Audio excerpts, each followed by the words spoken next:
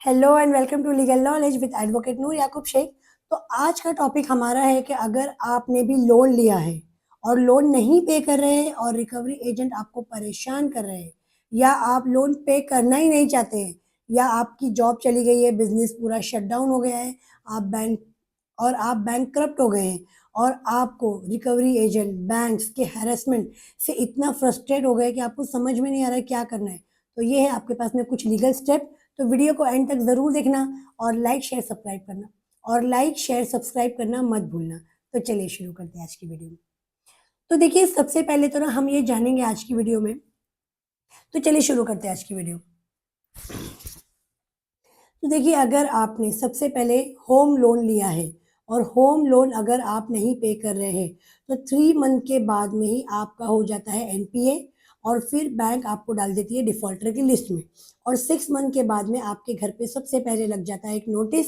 आपको ईमेल्स आते रहते हैं और आपको रिकवरी एजेंट भी परेशान करते हैं, बट ये रिकवरी एजेंट उस गुंडागर्दी एजेंट की तरह नहीं होते हैं। इनका पैटर्न क्या होता है? आपको कॉल करना, आपकी प्रॉब्लम को समझना और आपसे बात करना, जिनमें आ गए सारे मल्टीनेशनल बैंक्स। ओके, अगर आपके साथ में ऐसा कोई इशू है तो आपको क्या करना है? अगर आपकी जॉब चली गई है या आपका बिजनेस शट डाउन हो गया है या टेम्पररली आपके पास उतना अमाउंट नहीं है और इनफ एविडेंस आपके पास है, तो आप बैंक को एक ईमेल कर सकते हैं। बैंक के आप रिलेशनशिप मैनेजर को जाकर मिल सकते हैं। उसके थ्रू एक प्रोविजन है, आप 1 ईयर तक का आपका ईएमआई स्टॉप करवा सकते हैं। मतलब 1 साल तक आप ईएमआई नहीं दे रहे हैं, यानी कि 2025 1 जून 2025 से आप अगले साल 2026 31 मई तक ईएमआई नहीं भरेंगे।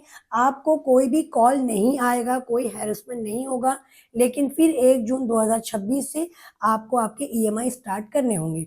इनकी कुछ नॉमिनल फ़ी होती है, वो फ़ी पे करके आप इस हैरेसमेंट से बच सकते हैं। यानी कि आपका सिबिल भी खराब नहीं होगा, आपका एनपीए भी नहीं होगा और आप आपके घर में भी रह पाएँगे ईज़िली जो आपका होम लोन चल रहा है। लेकिन अगर आपका होम लोन नहीं चल रहा है या आपका होम लोन चल रहा है, आपके पास ये सारे एविडेंस नहीं है या बैंक ने आपको इन चीज़ों को मना कर दिया है ये प्रोसेस को करने के लिए, तो आप ओम्बड्समैन को कंप्लेन कर सकते हैं। आप रिज़र्व बैंक ऑफ इंडिया यानी कि आरबीआई बैंक में जाकर मैनेजर को एक लेटर लिखकर, एप्लीकेशन कर कर, उनसे मिलकर या किसी लीगल एक्सपर्ट को मिलकर या कोई फाइनेंशियल एक्सपर्ट को मिलकर आप इस मैटर को इसी तरीके से सॉर्ट आउट कर सकते हैं। तो फर्स्ट स्टेप था मेरा होम लोन के लिए। सेकंड हम आते हैं पर्सनल लोन। आपने पर्सनल लोन लिया है, सपोज़ आपने पर्सनल लोन लिया है मल्टीनेशनल बैंक से या फिर कोई भी कोऑपरेटिव बैंक से या कोई भी एबीसी बैंक से, और अब आप ईएमआई नहीं पे कर रहे हो, तो वेरी फर्स्ट मंथ से ही वो लोग आपको कॉल करना, हैरेस करना, परेशान करते हैं।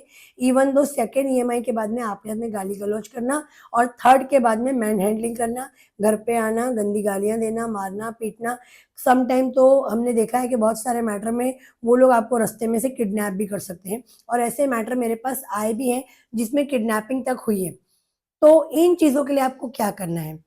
सबसे पहले आपको समझना है कि पर्सनल लोन आपने किस बैंक से लिया है। अगर वो रेप्यूटेड बैंक है, तो आप उनको लेटर लिख सकते हैं, आप उनको एक्सप्लेन कर सकते हैं, आप उनके साथ सेटलमेंट कर सकते हैं।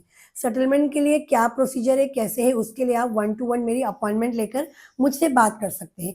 क्योंकि हर किसी की सिचुएशन अलग है, हर किसी का अमाउंट अलग है, हर किसी की बैंक अलग है, रीज़न ऑफ नॉन पेइंग अलग है। तो इन चीज़ों के लिए हम बैठ के सेपरेटली बात कर सकते हैं। अब आपको लगता है कि आपका क्रेडिट कार्ड का आपने आउटस्टैंडिंग है, वो आपने पे नहीं किया है। तो अगर आपका क्रेडिट कार्ड का आउटस्टैंडिंग है और वो आप पे नहीं कर रहे हो, तो उसमें देखिए सबसे पहले ना आपको ये समझ में आना चाहिए कि क्रेडिट कार्ड है क्या? क्रेडिट कार्ड एक ऐसा कार्ड है, एक ऐसा प्लास्टिक मनी है जो आप 45 डेज़ के लिए यूज़ कर सकते हो। अगर आप स्मार्ट हो, अगर आपको आता है कि कैसे आपको आपका मनी यूज़ करना है, तो जो भी आपकी ड्यू डेट है, जैसे कि मेरी बात करते हैं, मेरे पास जो क्रेडिट कार्ड्स हैं उनकी अलग-अलग डेट्स हैं। For an example HDFC bank credit card मेरा एवरी मंथ 12 को बिल बनता है, यानी कि अभी इस महीने 12 जून को मेरा बिल बनेगा, जो मुझे पे करने आएगा जुलाई 26 को। तो मैं क्या करूँगी कि 13 तारीख से उसमें चालू करूँगी अपने ट्रांज़ैक्शन। जब मैं 13 जून से लेके 13 जुलाई तक 12 जुलाई तक ट्रांजैक्शन करूँगी, तो यही अमाउंट का बिल मेरा बनेगा 13 जुलाई को और ये मुझे भरने आएगा 26 जुलाई को। लोग क्या करते हैं, कभी भी पेमेंट, कभी भी उससे ट्रांज़ैक्शन कर रहे हैं, खर्च कर रहे हैं, कुछ भी कर रहे हैं और कभी-कभी क्या होता है कि 3 दिन बाद ही बिल बन जाता है। फिर बोलते हैं मुझे तो 45 दिन मिले ही नहीं। तो आपको स्मार्टली इन चीज़ों को हैंडल करने आना चाहिए। आप आपका बिल्स निकालो, आपका साइकिल निकालो, कस्टमर केयर में कॉल करो, इन चीज़ों को मालूम करो और फिर आप उसे यूज़ करो। कभी भी मैं 13 तारीख के बाद उसे यूज़ नहीं करती हूँ, फिर दूसरे कार्ड को यूज़ करती हूँ। दूसरे कार्ड्स की ड्यू डेट्स अलग होती है। तो इस तरीके से आप स्मार्टली अपने पैसे को 2 महीने 3 महीने के लिए रोलिंग भी कर सकते हो और आप डिफ़ॉल्टर लिस्ट से भी बच सकते हो। फिर भी आपने क्रेडिट कार्ड का बहुत स्मार्टली हैंडल किया या स्मार्टली नहीं किया, आपने ये कार्ड, वो कार्ड करके आपने बहुत सारा आउटस्टैंडिंग कर लिया, अब कार्ड्स वाले आपको पेमेंट के लिए आ रहे हैं। तो देखिए श्योर एंड शॉर्ट ना सबसे पहले जब आपने आपका पहला सबसे पहला आपने मिनिमम ड्यू जब आपने बाउंस किया, फॉर एन एग्ज़ाम्पल 1 जून को आपको पे करना था आपका मिनिमम ड्यू, सपोज़ आपका बिल 7000 है और 700 आपको मिनिमम ड्यू था। 700 आपने नहीं पे किया ना, तो आपको 700 नहीं पे करने पर पेनल्टी लगेगी और पूरे 7000 पर आपको लगेगा इंटरेस्ट पर डे के हिसाब से और वो पर डे होता है 4%।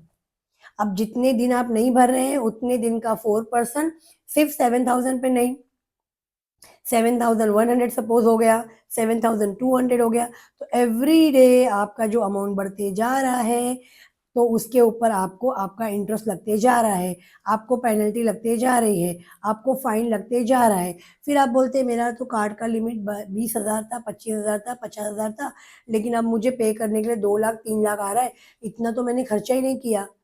तो आपने ये जो आपने किया है, ये बैंक को आपने इंटरेस्ट दिया है, आपको इस्तेमाल करना नहीं आया है।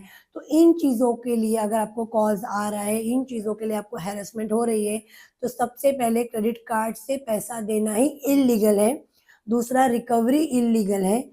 तीसरा उन पैसों के लिए ह्यूमिलेट करना, इंसल्ट करना, गाली-गलौज करना, मैन हैंडलिंग करना, किडनैपिंग करना, घर पे आना, ये सब कुछ इल्लीगल है।